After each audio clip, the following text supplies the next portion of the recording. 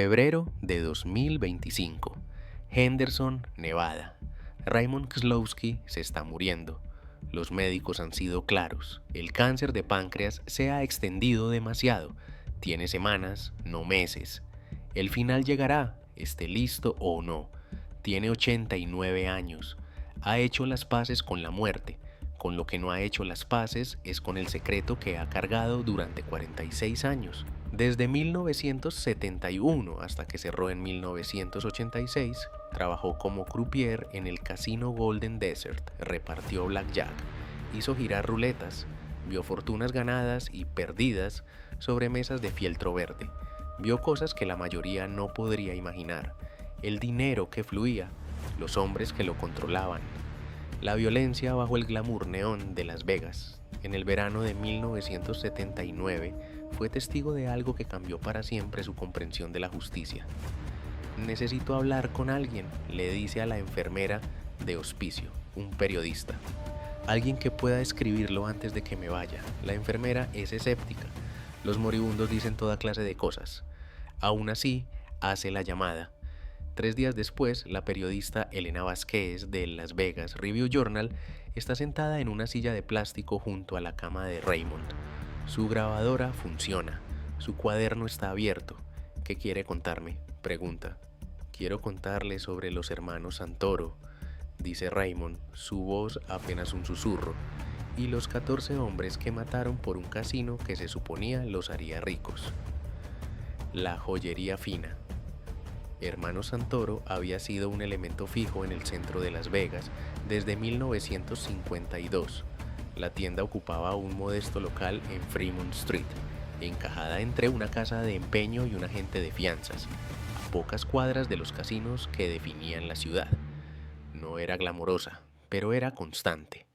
Los turistas entraban buscando anillos de compromiso, los lugareños venían por reparaciones de relojes. Algún jugador importante pasaba a comprar algo brillante para una novia o amante. Enzo Santoro había construido el negocio desde la nada. Llegó a Las Vegas en 1949 con su hermano menor, Massimo.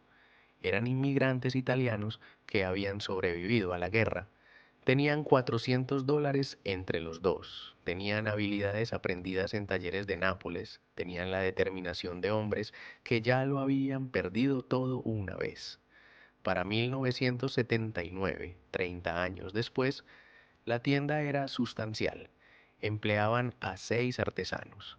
Mantenían relaciones con proveedores de diamantes en Nueva York y Amberes. Tenían una reputación de calidad y honestidad rara en una ciudad construida sobre la ilusión. Pero Enzo quería más. A los 75 años, sabía que su tiempo era limitado. La tienda pasaría a su hijo, Gino, y a su sobrino, Bruno. Eso no era suficiente. Quería dejarles algo más grande, algo que asegurara el futuro de la familia por generaciones. Cuando se presentó la oportunidad de invertir en el casino Golden Desert, pareció el destino. La oferta llegó a través de Alfredo Carboni, cuñado de Enzo. Alfredo se había casado con la hermana menor de Enzo, Rosa, en 1947. La unión acercó a las familias antes de que golpeara la tragedia. Rosa murió de tuberculosis en 1955, dejando ahí a Alfredo viudo a los 41. Él permaneció cerca de los hermanos Santoro, se convirtió en un miembro extraoficial de la familia. Ayudaba con el negocio, compartía comidas y festividades. Para 1978, Alfredo tenía conexiones en Las Vegas que iban más allá del comercio de joyas. Conocía a hombres que conocían a hombres, conocía la red informal donde los negocios legítimos y el crimen organizado se superponían. Cuando supo que había acciones minoritarias disponibles en el Golden Desert, le llevó la oportunidad a Enzo. Buscan inversionistas, explicó Alfredo durante una cena en la casa de Enzo en el vecindario Paradise. Dinero limpio, hombres de negocios legítimos. La comisión de juego está reprimiendo la propiedad de la mafia. Necesitan personas con registros impecables para mantener acciones nominalmente. ¿Qué tipo de retorno?, preguntó Gino, el hijo de Enzo. 15% anual. Sobre 800.000, esos son 120.000 al año. Garantizado. Nada está garantizado en Las Vegas, observó Enzo. Esto sí, el Golden Desert ha sido rentable por 12 años seguidos, incluso en los años malos genera 3 millones limpios. Su parte estaría segura. La familia Santoro discutió la oportunidad durante semanas. $800,000 era casi todo lo que tenían. Eran ahorros acumulados durante 3 décadas. Era el colchón para jubilaciones y futuros. Invertirlo todo en un casino era un riesgo. La recompensa potencial era irresistible. $120,000 anuales transformarían sus circunstancias. Permitirían expandir el negocio, comprar propiedades, darían a sus hijos y nietos oportunidades que nunca habían tenido. En noviembre de 1978, Enzo Santoro firmó los papeles. Se convirtió en dueño del 12% del casino Golden Desert. Fue la peor decisión de su vida. Raymond Kozlowski recordaba a los hermanos Santoro como clientes antes de que fueran dueños. Solían venir al casino de vez en cuando, le dijo a Elena Vázquez. No eran jugadores, el señor Enzo no creía en el juego, pero caminaban por el lugar, observaban la operación, hacían preguntas. Creo que estaban investigando antes de invertir. Parecían preocupados por algo, no al principio. Estaban emocionados, ya sabe, el sueño americano. Familia inmigrante compra parte de un casino, se convierte en parte del establecimiento de Las Vegas. Se podía ver en sus ojos. ¿Cuándo cambió eso? Raymond guardó silencio, reuniendo fuerzas. Alrededor de marzo del 79. Ahí empezaron a hacer preguntas diferentes, no preguntas de cómo funciona esto, preguntas de a dónde va el dinero. Esperaban su primer pago trimestral. No llegó. La gerencia dijo que el casino había tenido un mal trimestre, que lo compensarían más tarde, pero el señor Enzo no se lo creía. ¿Por qué no? Porque él había estado observando. Venía casi todas las noches, se sentaba en mi mesa, jugaba por apuestas pequeñas mientras observaba la sala, contaba clientes, estimaba la cantidad, hacía cálculos mentales. Los números que calculaba no coincidían con lo que la gerencia decía. Enzo Santoro no había sobrevivido a la Segunda Guerra Mundial siendo ingenuo. De 1943 a 1945 trabajó para la Oficina de Servicios Estratégicos, predecesora de la CIA. Era especialista en falsificación de documentos. Operaba tras las líneas enemigas en la Italia ocupada. Creaba papeles de identificación falsos. Falsificaba órdenes militares alemanas. Producía moneda falsa lo suficientemente buena para pasar la inspección nazi. Aprendió a detectar fraude porque fue entrenado para cometerlo.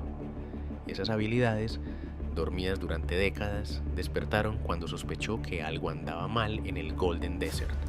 Los reportes trimestrales del casino mostraban pérdidas constantes o ganancias mínimas, justo lo suficiente para justificar no pagar a los inversionistas mientras prometían mejores resultados después. Pero las observaciones de Enzo contaban una historia diferente. Las mesas estaban llenas, las tragamonedas sonaban, los clientes fluían en números que deberían haber generado ingresos sustanciales. Alguien mentía. Enzo tenía la intención de descubrir quién. Necesito ver los libros reales, le dijo a su hijo Gino en mayo de 1979. Los que nos muestran son ficción. ¿Cómo lo sabes? Porque solía escribir ficción para vivir. Sé cómo se ven los números fabricados. Enzo sacó un cuaderno lleno de sus cálculos. Estimaciones de ingresos de mesas, recaudación de máquinas, ventas de comida y bebida. Según mi cuenta, ese casino debería generar al menos 5 millones de ganancias anuales. Nos dicen que apenas sale a mano. ¿A dónde va el dinero? ¿Crees que están desviando? Sé que están desviando. La pregunta es quién y cuánto. Gino lo entendió de inmediato. El skimming, desviar dinero, quitar efectivo antes de que se cuente y reporte, era como la mafia extraía dinero de Las Vegas durante décadas. Si al Golden Desert le estaban desviando dinero, su inversión no valía nada. Las ganancias que les prometieron las estaban robando antes de la distribución. Deberíamos ir a la comisión de juego, sugirió Gino. ¿Y decir qué? Somos inversionistas minoritarios que creemos que nos están estafando. Se reirán de nosotros. Necesitamos pruebas. ¿Cómo conseguimos pruebas? Enzo sonrió, una expresión fría que su hijo rara vez veía. De la misma manera que obtuve pruebas de movimientos de tropas alemanas en 1944. Paciencia, observación, acceso a los documentos correctos. La infiltración comenzó en junio de 1979. Enzo no podía hacerlo él mismo. A los 75 era demasiado visible. En su lugar, reclutó a su sobrino de 40 años, Bruno. Bruno Santoro era el músculo de la familia, un hombre grande con manos como piedra. Había trabajado como portero antes de unirse al negocio de joyería, pero era más inteligente de lo que parecía. Podía mezclarse y observar sin ser notado. Necesito que consigas un trabajo en el Golden Desert, le dijo Enzo. Algo que te dé acceso a las oficinas traseras. Seguridad, mantenimiento, cualquier cosa que te lleve detrás de escena. Harán una verificación de antecedentes. Que lo hagan, estás limpio, sin arrestos, sin conexiones con la mafia. Solo un trabajador buscando empleo. Tu apellido es Santoro, pero hay 1000 Santoros en este país. No te conectarán con nosotros a menos que les des una razón. Bruno solicitó un puesto de guardia de seguridad nocturno. Su tamaño y su actitud lo hacían un candidato natural. 2 semanas después, caminaba por los corredores del Golden Desert con una placa y una linterna. Lo que descubrió confirmó las sospechas de Enzo. El casino mantenía 2 juegos de libros. Los registros oficiales, mostrados a inversionistas y reguladores, documentaban una operación marginalmente rentable. Detrás de una puerta cerrada en un cuarto de almacenamiento del 3er piso, Bruno encontró un segundo juego. El Golden Desert generaba más de $7 millones en ganancias anuales. Más de 4 millones estaban siendo desviados. Se quitaban de las salas de conteo antes del registro oficial. Los transportaban a Chicago por mensajeros 2 veces al mes. Se distribuían a jefes mafiosos que nunca aparecían en ningún documento de propiedad. La inversión de los Santoro estaba siendo saqueada sistemáticamente. Los hombres que hacían el saqueo no tenían intención de pagar nunca lo que debían. Elena Vázquez detuvo la grabación. Señor Keselowski, está describiendo crímenes graves, desvío de fondos, fraude, involucramiento del crimen organizado. Si usted sabía de esto en ese momento, todo el mundo sabía, interrumpió Raymond. Todos los que trabajaban en los casinos de Vegas sabían lo que pasaba. El skimming era un secreto a voces, pero saber y probar son cosas diferentes.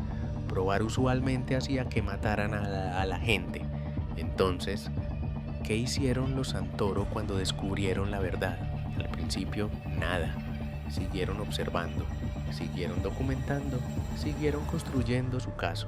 El señor Enzo era paciente. Había pasado 2 años tras líneas enemigas en Italia, esperando el momento correcto para actuar. No iba a apresurarse en algo que pudiera matar a su familia, pero eventualmente actuaron. Eventualmente no tuvieron opción. En julio del 79, alguien descubrió que Bruno estaba conectado con los inversionistas Santoro. Lo golpearon casi hasta la muerte en el estacionamiento. Le dejaron un mensaje: olvídate del dinero, olvídate del casino, o toda la familia terminará en el desierto. Ese fue el detonante. El señor Enzo había estado dispuesto a aceptar que lo estafaran. Era Vegas, pasaba, pero nadie golpeaba a su sobrino, nadie amenazaba a su familia. Los ojos de Raymond se perdieron en la distancia. Ahí fue cuando dejó de ser joyero y empezó a hacer lo que había sido en la guerra. ¿Qué era eso? Un asesino profesional, metódico, paciente que sabía cómo hacer desaparecer personas sin dejar rastros. El ataque a Bruno Santoro ocurrió el 14 de julio de 1979. Lo encontraron inconsciente en el estacionamiento de empleados detrás del Golden Desert. Su cara estaba hinchada más allá del reconocimiento. 3 costillas rotas, su brazo izquierdo roto en 2 lugares. Una cámara de seguridad que debería haber captado la agresión estaba misteriosamente descompuesta. No se presentaron testigos. El mensaje era simple: una carta de juego, el as de picas, metida en el bolsillo de su camisa. En el lenguaje de Las Vegas significaba que venía la muerte. Enzo recibió la noticia a las 3 de la mañana, en una llamada del hospital. Fue allá con Gino, Máximo y Alfredo, los 4 hombres que formaban el núcleo familiar. Bruno estaba consciente pero apenas coherente. Sus palabras eran arrastradas por la medicación para el dolor y la hinchazón de la mandíbula. Sabían, logró decir, sabían que estaba investigando. Alguien les dijo: ¿quién hizo esto? 4 hombres. No vi las caras. Dijeron que era una advertencia. ¿Una advertencia para qué? Para olvidar el dinero. Para olvidar todo. Bruno hizo una mueca cuando el dolor atravesó sus costillas. Dijeron que si no lo hacíamos, todos terminaríamos así, o peor. Enzo se sentó junto a la cama de su sobrino durante horas. Le sostuvo la mano, no dijo nada. Su rostro era inexpresivo, la misma máscara que usaba en Italia cuando patrullas alemanas pasaban a metros de sus escondites. Cuando amaneció, se puso de pie y se dirigió a su familia. Creen que nos asustaron, creen que aceptaremos su advertencia y nos iremos. Su voz era calmada, firme, completamente sin miedo. Están equivocados. Han cometido un error que les costará todo. Papá, estas son personas de la mafia, dijo Gino, la outfit de Chicago. Matan gente por vivir. Yo maté gente por vivir. Antes de que nacieras, antes de que esta familia existiera, maté nazis en las colinas de Toscana. Maté colaboradores en Roma. Maté a cualquiera que amenazara la misión o a las personas de las que era responsable de proteger. Enzo miró a su hijo con ojos que habían visto cosas que ningún padre debería ver. Estos hombres no son alemanes, no son soldados, son criminales que golpearon a un hombre desarmado en un estacionamiento porque creían que los hacía poderosos. Les voy a mostrar cómo es el poder de verdad. ¿Cómo? De la misma manera que luché contra los alemanes, no con asaltos frontales, eso te mata, con paciencia, con información, con métodos que no verán venir hasta que sea demasiado tarde. Las semanas después de la golpiza de Bruno fueron tranquilas para la familia Santoro. Para el mundo exterior parecía que habían recibido el mensaje. Enzo dejó de visitar el Golden Desert. Bruno, una vez recuperado, renunció a su trabajo de seguridad y volvió a la joyería. La familia continuó con sus negocios como si la inversión en el casino nunca hubiera sucedido. Una pérdida absorbida, una lección aprendida. Era exactamente lo que Enzo quería que sus enemigos creyeran. En realidad, los Santoro entraron en una fase de preparación que recurría a habilidades que Enzo no había usado en 35 años. El sótano de su casa en Paradise se convirtió en un centro de mando. Estaba lleno de mapas, fotografías y documentos que detallaban cada aspecto de la operación del Golden Desert pero nada concreto. Luego la gente empezó a desaparecer. ¿Desaparecer? ¿Cómo? Simplemente se iban. Un día estaban, al siguiente no. El jefe de mesa que dirigía la sala de jugadores importantes desde hacía 5 años no se presentó a trabajar. Una semana después, un supervisor de la sala de conteo desapareció. Luego, un gerente de seguridad. Luego, 2 de los hombres que manejaban los viajes de mensajería a Chicago. Los encontraron algunos, eventualmente, en el desierto, en el lago Mead, en maleteros de autos en el aeropuerto. Otros nunca se encontraron, simplemente desaparecidos. Y nadie sospechaba de los Santoro. Raymond se rió débilmente, tosiendo. ¿Por qué lo harían? Los Santoro eran joyeros, viejos que vendían anillos de bodas a turistas. La idea de que pudieran estar matando hombres hechos y derechos, soldados de la outfit de Chicago, era absurda. Todos asumían que era una guerra interna, una facción mafiosa contra otra. Pero usted sabía que no. Lo sospechaba. Observé al señor Enzo durante esos meses. Antes de la golpiza de Bruno, era solo otro cliente, cortés, callado, olvidable. Después, había algo en sus ojos, algo frío. Había visto esa mirada antes en Corea, en hombres que habían matado y estaban listos para matar de nuevo. Dijo algo. ¿A quién? La policía era inútil, la mitad estaba en la nómina de la mafia. Al FBI no le importaban los mafiosos muertos, y si me hubiera equivocado, Raymond negó con la cabeza. Acusar a un respetado hombre de negocios de asesinato no era algo que se hiciera a la ligera, máximo daño a su velocidad típica. Nadie sospechó del viejo joyero cenando en casa con su familia cuando ocurrió el accidente. La metodología de Enzo se basó en su experiencia de guerra, pero adaptada a Las Vegas. En Italia, trabajó con partisanos especializados en sabotaje y asesinato. Aprendieron que los asesinatos más efectivos parecían ser otra cosa: accidentes, enfermedades, desapariciones atribuibles al caos de la guerra. Un oficial alemán cuyo vehículo se estrelló en una carretera de montaña. Un colaborador que se cayó por las escaleras y se rompió el cuello. Un agente de la Gestapo cuya comida fue contaminada con bacterias fatales. Los mismos principios aplicaban en Las Vegas. Cada muerte necesitaba una explicación que no apuntara al asesinato, o si apuntaba al asesinato, tenía que apuntar lejos de los Santoro. Tenemos 3 ventajas, explicó Enzo. Primero, no estamos conectados al crimen organizado, sin historial de violencia, sin antecedentes penales, sin asociaciones conocidas con nadie que pueda cometer estos actos. Segundo, tenemos acceso a información que otros no tienen, a través del negocio de joyería, a través de nuestros clientes, a través de décadas de relaciones. Tercero, tenemos habilidades que nadie conoce.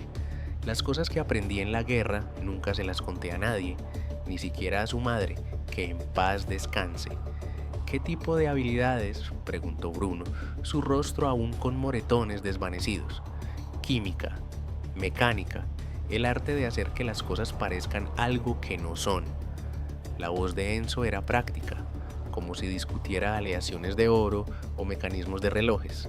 En el negocio de la joyería trabajamos con ácidos, solventes, compuestos que pueden ser mortales si se usan mal. Entendemos la mecánica de precisión, cómo funcionan las cosas, cómo pueden hacerse fallar. Pasé 2 años creando ilusiones que engañaron a la inteligencia nazi. Engañar a criminales de Las Vegas será considerablemente más fácil. La familia escuchó en silencio, absorbiendo un lado de su patriarca que nunca habían conocido. No habrá armas, continuó Enzo. Las armas son rastreables, ruidosas, obvias. Cada muerte debe tener una explicación alternativa. Accidente, enfermedad, suicidio, desaparición. Nos convertiremos en fantasmas, atacando sin aviso, desapareciendo sin rastro. Para cuando alguien se dé cuenta de lo que está sucediendo, será demasiado tarde.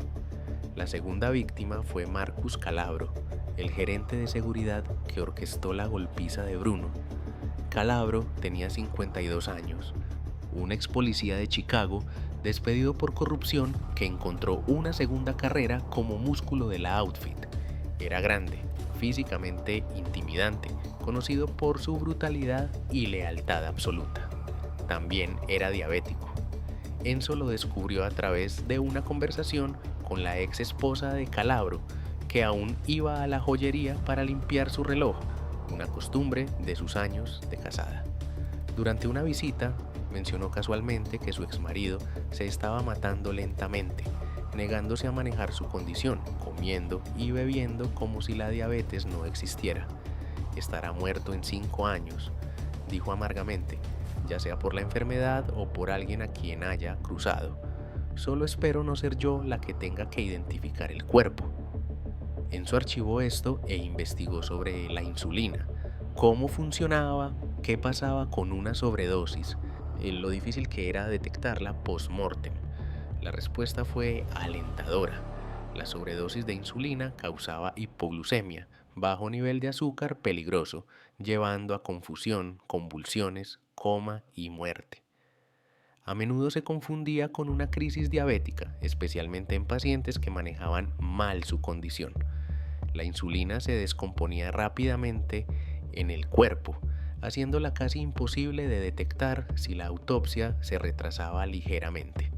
El desafío era la administración. La insulina tenía que ser inyectada, lo que significaba acercarse a Calabro sin despertar sospechas. Gino resolvió el problema.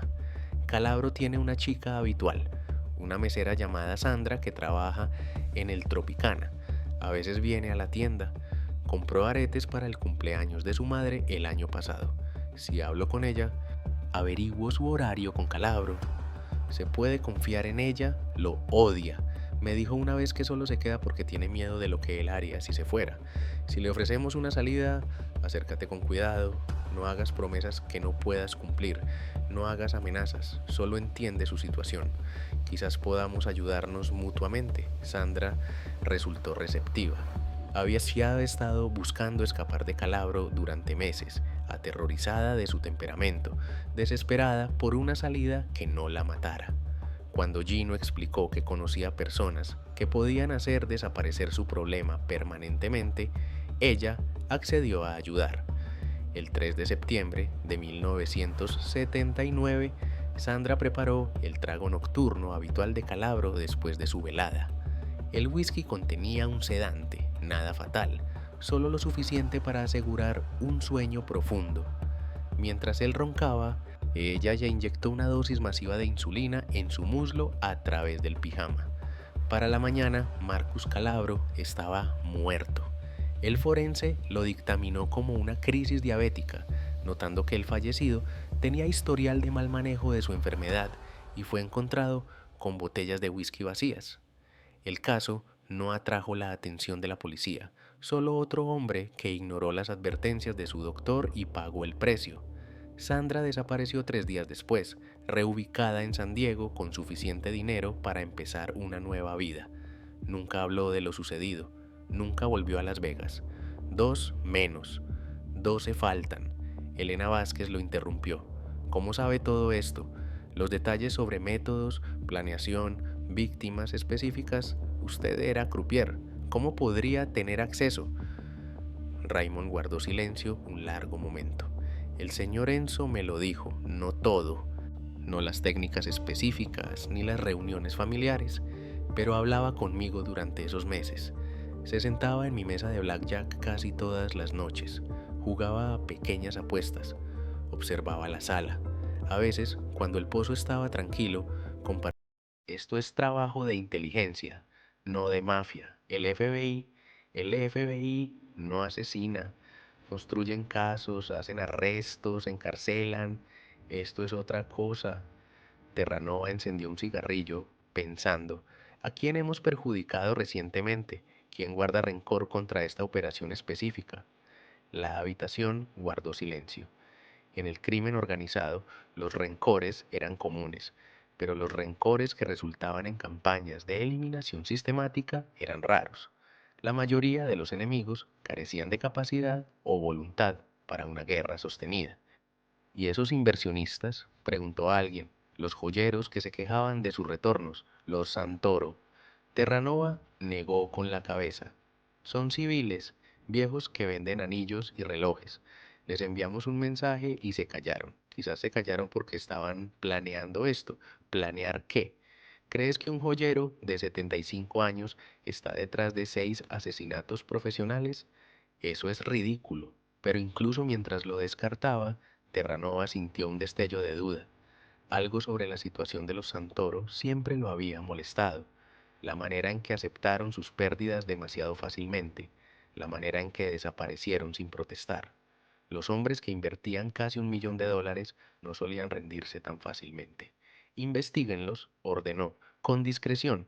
Averigüen qué han estado haciendo desde julio. Busquen cualquier conexión entre ellos y las muertes. Si la hay, terminamos lo que empezamos con el sobrino. Todos, esta vez. Mujeres y niños también, si es necesario. Nadie le declara la guerra a la outfit y vive para contarlo.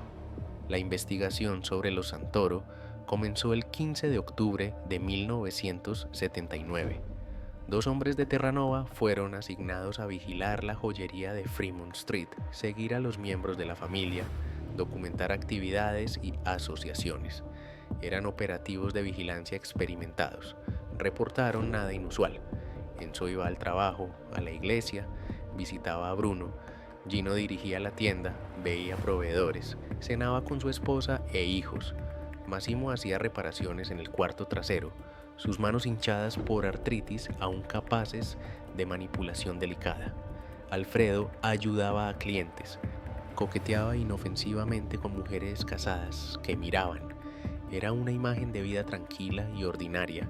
Lo que los investigadores no vieron fue la actividad entre sus turnos, reuniones nocturnas, planificación cuidadosa, preparación para la siguiente fase de la campaña. No se dieron cuenta de que ellos mismos se habían convertido en objetivos. Los dos vigilantes eran Paul Denning, de 41 años, un ex investigador privado que encontró que el dinero de la mafia era más confiable que los casos de divorcio, y Robert Scalia, de 36, nativo de Chicago enviado a Las Vegas 3 años antes para ayudar a gestionar los intereses de la Outfit, competentes, experimentados, seguros de poder identificar cualquier amenaza de los Santoro. También fueron descuidados. Después de 2 semanas sin revelar nada sospechoso, se volvieron complacientes. Se sentaban en el mismo auto, estacionados en los mismos lugares, seguían las mismas rutinas. Asumieron que porque vigilaban a los Santoro no podían estar vigilándolos. Enzo los identificó el segundo día. 2 hombres en un Chevrolet marrón. Le dijo a su familia: rotan posiciones, pero siempre mantienen vista de la tienda. Técnica profesional, pero han cometido el mismo error que todos los aficionados.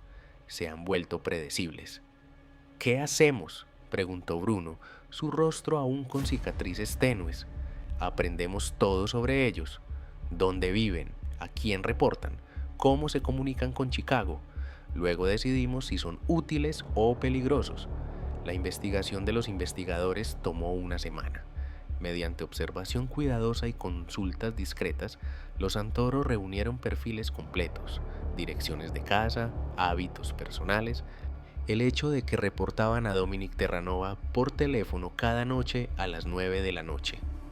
Las llamadas telefónicas fueron particularmente valiosas.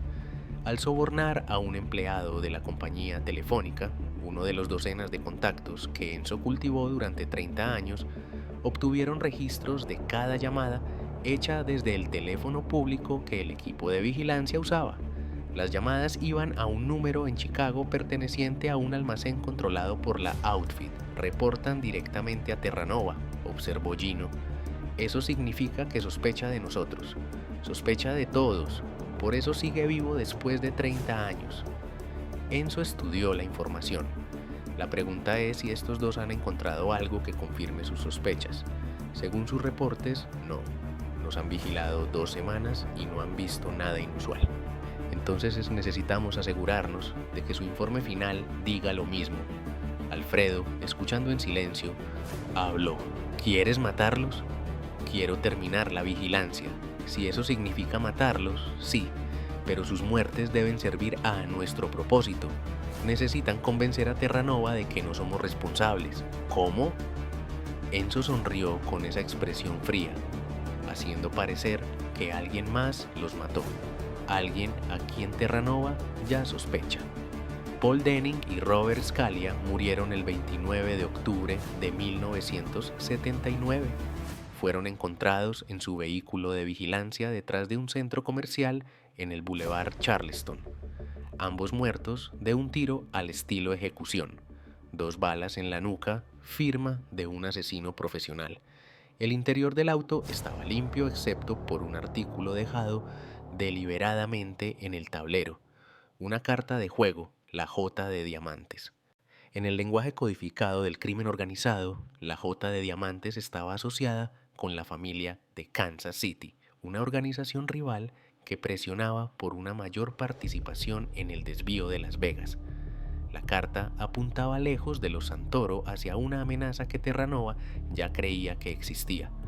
Los asesinatos al estilo ejecución se desviaban de los métodos de los Santoro, que enfatizaban accidentes y causas naturales, pero Enzo entendió que la variación era esencial para mantener la ilusión de múltiples perpetradores. Si cada muerte parecía un accidente, eventualmente alguien notaría un patrón. Introducir un método diferente que claramente apuntaba a la participación mafiosa reforzaba la narrativa de que el Golden Desert estaba atrapado en una guerra de pandillas. Terranova recibió la noticia en horas. Kansas City concluyó inmediatamente mirando la jota de diamantes recuperada. Esos cabrones están haciendo un movimiento. ¿Debemos tomar represalias? Todavía no. No hasta que sepamos el alcance completo. Terranova era cauteloso. No quería empezar una guerra sin entender el campo de batalla. Retiren a toda nuestra gente de la vigilancia. No quiero que nadie más quede expuesto hasta que sepamos con qué estamos lidiando. La orden efectivamente terminó la investigación sobre los Santoro. Terranova fue manipulado para mirar en la dirección equivocada, persiguiendo a un enemigo fantasma mientras la verdadera amenaza continuaba sin ser detectada. 8 menos. 6 faltan. Raymond Kozlowski hizo una pausa con la respiración trabajosa. ¿Necesita descansar? Descansaré cuando esté muerto, lo que no tardará mucho. Raymond logró una sonrisa débil. Además, llegamos a la parte que importa, la parte que explica por qué terminó como lo hizo, que quiere decir, el señor Enzo no lo sabía todo. Creía que luchaba contra los hombres que lo estafaron, pero otras fuerzas estaban en juego, fuerzas que lo usaban a él como él usaba la situación. ¿Qué fuerzas? El tipo que existe dentro de cada organización. Facciones, rivalidades, hombres que quieren poder y sacrifican a otros para conseguirlo. Raymond tosió, un sonido húmedo de pulmones fallando. El Golden Desert no era solo un casino, era un campo de batalla en una guerra interna de la Outfit de Chicago que había estado ocurriendo durante años. Los Santoro eran armas, solo que no sabían de quién era la mano que los guiaba. La política interna de la Outfit de Chicago en 1979 era compleja y traicionera, oficialmente dirigida por Joseph Ayupa, de un jefe de la vieja escuela que ascendió en los años 70, manteniendo el control a través del miedo y alianzas estratégicas. Bajo la autoridad de Ayupa, varias facciones competían, capitanes y subjefes que veían al liderazgo envejecido como un obstáculo para su ambición. Dominic Terranova pertenecía a una facción. Construyó la operación de desvío de Las Vegas en una fuente de ingresos mayor. Creía que el éxito le daba derecho a más poder. Tenía aliados que apoyaban sus ambiciones y enemigos que lo veían como una amenaza. Uno de esos enemigos era Víctor Gallo. Gallo tenía 53 años, un capitán que controlaba operaciones en los suburbios de Chicago y durante mucho tiempo había resentido el prominencia de Terranova. Creía que la operación de Las Vegas estaba mal administrada, que se perdía demasiado dinero por ineficiencia y codicia. Creía que podría hacerlo mejor si tuviera la oportunidad. Cuando comenzaron las muertes en el Golden Desert, Gallo vio una oportunidad. No sabía quién era el responsable. Al principio asumió que era una familia rival o una operación policial, pero a medida que los asesinatos continuaban sin arrestos o represalias, comenzó a sospechar de alguien fuera de los círculos normales del crimen, alguien que podría ser útil. A través de intermediarios, Gallo reunió información sobre Las Vegas. Se enteró de la inversión de los Santoro, la golpiza de Bruno, la retirada de la familia. Se enteró de que Enzo había trabajado para la OSS durante la guerra, tenía habilidades y experiencia que la mayoría de los civiles no tenían. Tomó una decisión que daría forma a todo. Gallo se acercó a los Santoro a principios de noviembre, explicó Raymond, no directamente, a través de un abogado que representaba algunos de sus intereses comerciales legítimos. El abogado se acercó al señor Enzo con una oferta. ¿Qué oferta? Información. Gallo sabía cosas sobre la operación de Terranova que los Santoro no. Protocolos de seguridad, horarios, identidades de hombres ocultos. A cambio de esta información quería una cosa. Terranova muerto. Quería que los Santoro asesinaran a un jefe mafioso de Chicago. Ya habían matado a 8 hombres de Terranova. ¿Qué importaba uno más? Con Terranova fuera, Gallo le ocuparía el vacío de poder. todos se beneficiarían, todos excepto Terranova. Pero el señor Enzo no era ingenuo. Sabía que Gallo lo usaba. La información venía con condiciones. La pregunta era si las condiciones valían la pena. La reunión entre Enzo Santoro y el representante de Víctor Gallo ocurrió el 8 de noviembre de 1979 en una habitación privada de un restaurante en las afueras de Las Vegas, lejos de los casinos y la vigilancia. El abogado Franklin Pierce, especializado en representar clientes anónimos, presentó la propuesta de Gallo en términos mesurados y profesionales. Mi cliente se ha enterado de su situación, dijo Pierce. Simpatiza con sus agravios y cree que sus intereses están alineados. ¿Qué quiere su cliente a cambio de esta simpatía?, preguntó Enzo.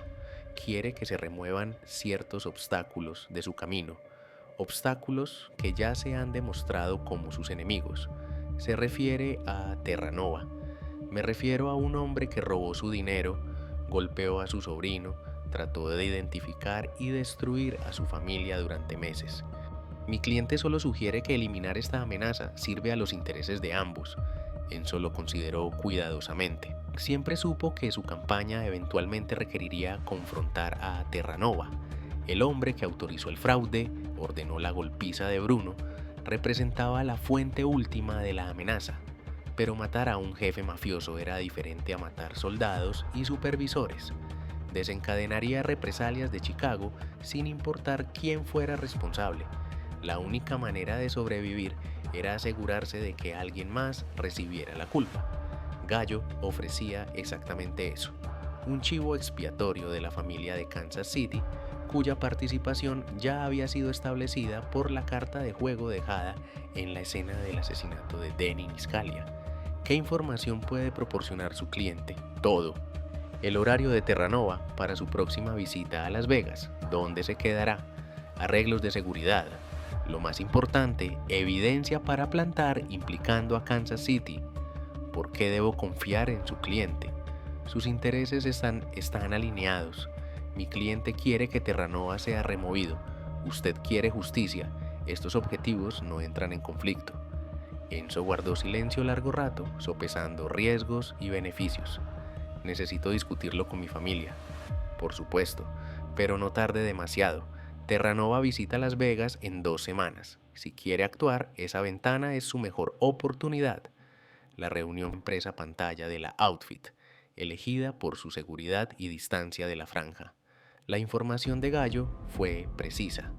Los Santoro pasaron 3 días confirmando, observando la casa, mapeando la seguridad, identificando vulnerabilidades. Observaron cambios de turno, horarios de entregas, rutinas de seguridad. Están complacientes, reportó Bruno. Creen que están seguros lejos de los casinos. La casa tiene debilidades. Una entrada de servicio sin cobertura nocturna, ventanas del segundo piso, sin rejas, un vacío en el patrón de patrulla entre las 2 y las 3 de la mañana. ¿Podemos entrar sin ser detectados? Sí. Salir es más difícil. Una vez que Terranova esté muerto, sus hombres cerrarán la casa. Necesitaremos una distracción. Enzo asintió lentamente. Entonces les daremos una. Dominique Terranova murió en las primeras horas de la mañana del 25 de noviembre de 1979. A las 2:15 de la mañana, un auto estacionado a 2 cuadras de la casa segura se incendió por un dispositivo incendiario colocado cuidadosamente y activado por un temporizador. Las llamas se extendieron rápidamente, atrayendo la atención de los vecinos, llamadas al departamento de bomberos. La seguridad de Terranova escuchó las sirenas, vio el resplandor del fuego a lo lejos. 2 de los 4 guardias dejaron sus puestos para investigar, siguiendo protocolos de alerta temprana sobre defensa estática. En su ausencia, los Santoro se movieron. Bruno y Gino se acercaron a la entrada de servicio usando una llave obtenida a través de contactos del negocio de joyería. Se movieron por la 979 a aparente suicidio. Cuerpo encontrado en una habitación de hotel, disparo en la cabeza, una nota confesando malversación de la Outfit. La nota fue una falsificación de Enzo Santoro usando habilidades no empleadas desde 1945, suficientemente buena para engañar a los expertos en escritura, suficientemente buena para proporcionar una explicación plausible para una muerte que de otra manera habría levantado preguntas. La 13ª víctima fue Anthony Belmont, un mensajero de dinero desviado. Desapareció el 10 de diciembre. Su auto fue encontrado abandonado en un área de descanso de la I-15. Su cuerpo nunca fue recuperado. Su posición: asesinado por operativos de Kansas City como mensaje a Chicago. Realidad: restos bajo los cimientos de una casa en construcción en Henderson por un contratista que le debía un favor a los Santoro. La voz de Raymond Keselowski se debilitaba al acercarse a la conclusión. Para mediados de diciembre, los Santoro habían matado a 13 hombres, todos directamente conectados al fraude que robó su inversión. Pero quedaba un nombre, el más importante. ¿Quién?, preguntó Elena Vázquez. El hombre que puso todo en movimiento, creó el acuerdo de asociación falso, convenció a los Santoro de invertir, sabía desde el principio que nunca verían un centavo, alguien dentro del casino, alguien dentro de la familia. Los ojos de Raymond se cerraron brevemente, reuniendo sus fuerzas restantes. Los Santoro habían sido traicionados por uno de los suyos. Cuando descubrieron quién, ahí fue cuando todo cambió. La revelación llegó inesperadamente. Víctor Gallo, satisfecho con el resultado del acuerdo, envió una última pieza de información a través de su abogado intermediario, un gesto de agradecimiento. La información concernía a Alfredo Carboni. Su cuñado no era lo que parecía, le dijo el abogado a Enzo durante su reunión final. Se acercó a la gente de Terranova hace 2 años con una oportunidad de inversión. El plan original: usar el dinero de su familia para establecer un frente legítimo para el desvío. A cambio, Carboni recibiría una tarifa de búsqueda de $50,000 pagada durante 5 años. Enzo escuchó en silencio, su rostro sin revelar nada. Carboni sabía que los libros eran falsos. Sabía que usted nunca vería retornos. Los trajo deliberadamente porque necesitaba su dinero y su reputación. ¿Por qué me dice esto? Mi cliente cree en el trato justo. Usted cumplió con su parte.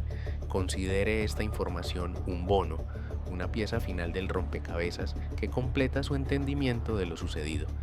Esa noche, Enzo Santoro se sentó solo en su sótano, rodeado de mapas y documentos que guiaron su campaña de 5 meses. Pensó en Alfredo, cuñado durante 32 años, casado con su amada hermana Rosa, en quien había confiado la fortuna y el futuro de su familia. La traición era casi demasiado grande para comprender. Alfredo había comido en su mesa, celebrado festividades, estado junto a él en el funeral de Rosa. Había visto a Enzo lamentarse, ofrecido consuelo, se había presentado como un viudo devoto que nunca volvería a casarse porque ninguna mujer podría reemplazar a Rosa, y todo el tiempo planeaba robar a la familia que lo había acogido. Enzo llamó a su hijo. Tenemos un objetivo más. El enfrentamiento con Alfredo Carboni ocurrió el 18 de diciembre de 1979. Enzo consideró muchos enfoques: un accidente como los otros, una desaparición nunca explicada, una muerte atribuible a la guerra entre Chicago y Kansas City. Ninguno le pareció correcto para este asesinato en particular. Alfredo no era un extraño, no era un soldado mafioso o un ejecutivo del casino, era familia o había fingido serlo durante 32 años. Se merecía saber por qué moría. La invitación fue con el pretexto de una celebración navideña. Enzo llamó personalmente a Alfredo, su voz cálida, sin sospechas, pidiéndole que viniera a la casa de Paradise para una cena navideña temprana. La familia estaría allí. Massimo, Gino, Bruno querían brindar por sobrevivir al año difícil que habían soportado. Después de todo lo del casino, creo que necesitamos recordar lo que es importante, dijo Enzo: la familia. Eso es lo que Rosa hubiera querido. Por supuesto, respondió Alfredo, su voz con la nota de sentimentalismo perfecta. Allí estaré. Llegó a las 7 de la tarde, llevando una botella de vino caro y usando el reloj de oro que Enzo le había regalado en el 10º aniversario de la muerte de Rosa. Abrazó a su cuñado en la puerta, besó a Massimo en ambas mejillas, estrechó las manos de Gino y Bruno.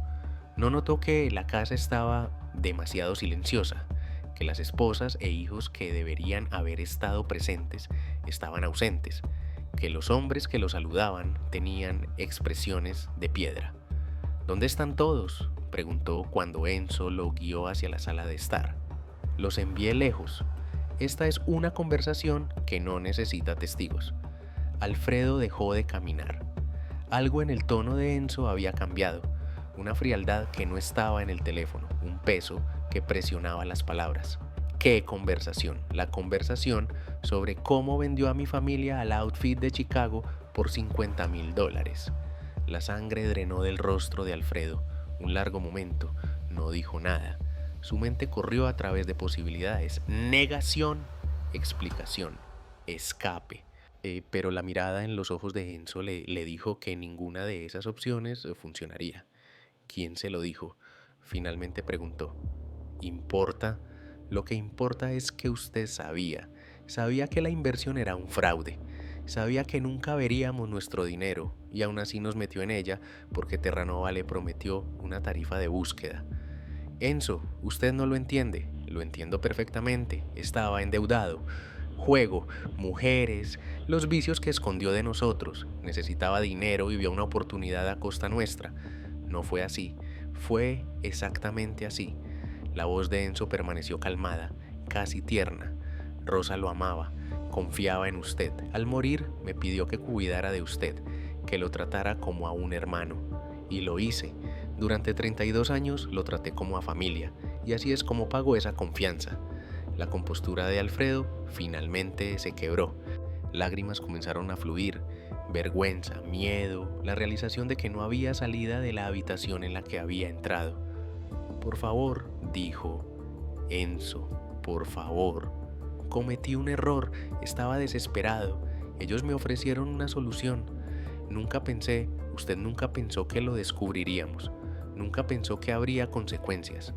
Enzo se acercó más, su voz bajando a un susurro. Bruno pasó 3 semanas en el hospital por su error. Mi familia pasó 8 meses viviendo con miedo por su codicia. 13 hombres están muertos por lo que usted puso en movimiento. Yo no sabía que llegaría tan lejos. Claro que no. Pensó que aceptaríamos la pérdida, seguiríamos adelante, olvidaríamos el dinero. No entendió con qué se estaba metiendo. Enzo metió la mano en su bolsillo y sacó un frasco pequeño, el mismo compuesto que mató a Dominic Terranova. Aprendí cosas en la guerra que esperaba nunca tener que usar de nuevo. Aprendí cómo matar a hombres que merecen morir. Y usted, Alfredo, merece morir más que cualquiera de ellos. Por favor, por la memoria de Rosa, no se atreva a pronunciar su nombre. Por primera vez, una ira genuina atravesó la fachada controlada de Enzo. Deshonró su memoria en el momento que decidió traicionar a su familia. Todo lo que ha hecho desde que ella murió, el duelo, la lealtad, la dedicación, todo fue una actuación diseñada para que no viéramos lo que realmente era. Alfredo cayó de rodillas, sus manos unidas en súplica. Me iré, desapareceré, iré a algún lugar donde nunca me vuelva a ver, nunca tendrá que pensar en mí. Por favor, Enzo, por favor, voy a pensar en usted el resto de mi vida. Recordaré que mi hermana se casó con un hombre que vendió a su familia por dinero. Enzo le hizo una señal a Bruno, quien dio un paso al frente y agarró los brazos de Alfredo. Pero no pensaré en usted por mucho tiempo, porque en unos minutos estará muerto y después intentaré recordar al hombre que pensé que era, no al hombre que realmente es. La muerte no fue rápida. Enzo había decidido que Alfredo merecía sufrir, no los finales limpios y sin dolor que les dio a la mayoría de sus víctimas, sino algo que coincidiera con la magnitud de la traición. El compuesto que administró causó parálisis mientras dejaba a la víctima completamente consciente, al tanto de todo lo que le sucedía a su cuerpo, incapaz de moverse o hablar. Alfredo yacía en el suelo de la sala de estar, sus ojos abiertos de terror mientras Enzo hablaba. En la guerra le hacíamos esto a oficiales alemanes que habían torturado a nuestra gente. Los dejábamos sentir lo que sus víctimas sintieron, la impotencia, el conocimiento de que la muerte llegaba y no había nada que pudieran hacer para detenerla. Enzo se arrodilló junto a su cuñado, su voz casi tierna. Quiero que piense en Rosa, piense en cómo ella confiaba en usted, piense en cómo se sentiría si supiera lo que usted hizo, y luego piense en que pronto la verá, y tendrá que explicarse. La parálisis dio paso a la falla orgánica en el transcurso de 2 horas. Alfredo estuvo consciente la mayor parte del tiempo, sus ojos siguiendo el movimiento en la habitación, su boca moviéndose sin sonido tratando de hablar. Cuando finalmente llegó la muerte, fue casi una misericordia. El cuerpo fue desechado como los demás. Un viaje nocturno al desierto, una tumba que nunca se encontraría, otra desaparición común en una ciudad de desapariciones. 14 menos. Ninguno falta. Raymond Kozlowski guardó silencio por un largo momento después de terminar. Ese fue el final. 14 hombres muertos en 5 meses. Nadie descubrió nunca quién fue el responsable. El FBI investigó. La Comisión de Juego investigó. La Outfit investigó. Todos llegaron con las manos vacías. ¿Qué pasó con los Santoro después?, preguntó Elena Vázquez. Volvieron a ser joyeros.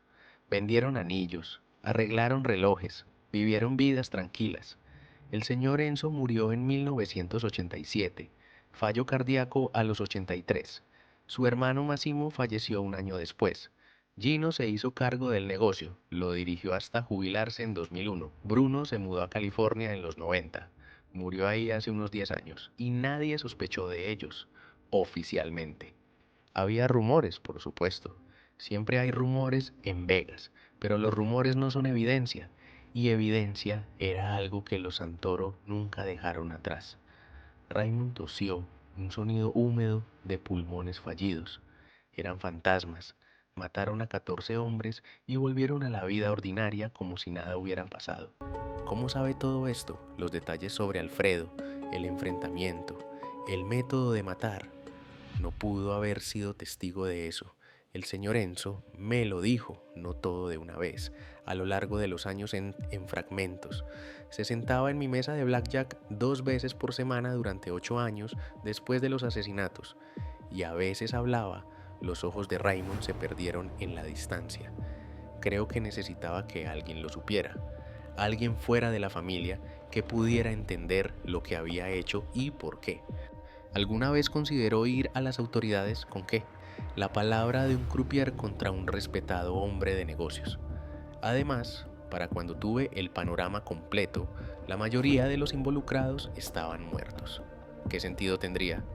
Justicia. Raymond se rió, un sonido amargo que se convirtió en otro ataque de tos. Justicia. En Las Vegas, los hombres que el señor Enzo mató eran ladrones y asesinos.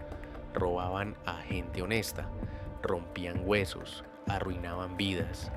El sistema que se suponía debía detenerlos estaba corrompido de arriba a abajo. Policías sobornados, jueces que podían comprarse, fiscales que miraban para otro lado. Negó con la cabeza. Lo que el señor Enzo hizo no fue en contra de la justicia, era la única justicia disponible. Elena Vázquez se sentó con Raymond Kozlowski durante 3 horas más, haciendo preguntas de seguimiento, aclarando detalles, grabando todo lo que estaba dispuesto a compartir. La memoria del viejo croupier era notablemente clara para un hombre que se acercaba a los 90. Sus recuerdos detallados y consistentes. Proporcionó nombres, fechas, ubicaciones, un relato completo de eventos que habían estado enterrados durante casi medio siglo. Cuando la entrevista finalmente terminó, Elena se recostó y miró al moribundo en su cama de hospicio.